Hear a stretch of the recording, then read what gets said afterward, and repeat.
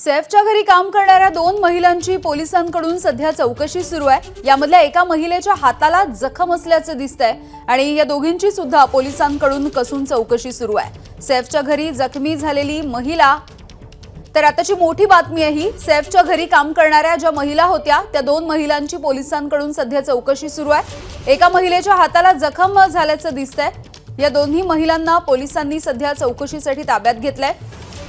सैफच्या घरी जखमी झालेली महिला आहे, तिच्या तक्रारीच्या आधारावरती पोलीस गुन्हा दाखल करण्याची प्रक्रिया करतायत। तर अज्ञाताकडून सैफ अली खानवरती चाकू हल्ला झालेला आहे। या प्रकरणी आता 2 महिलांची चौकशी सुरू झाली आहे।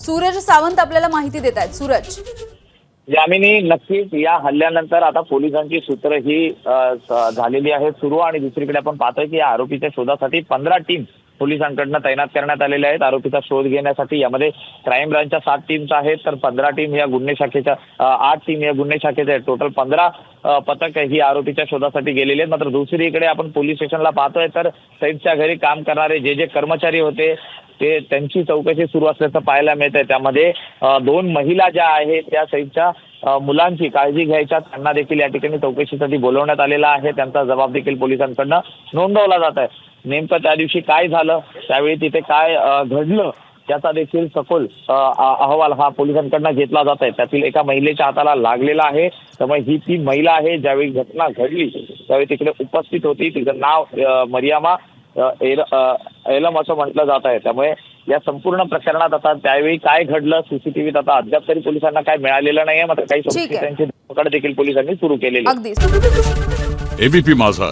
उघडा डोळे बघा नीट।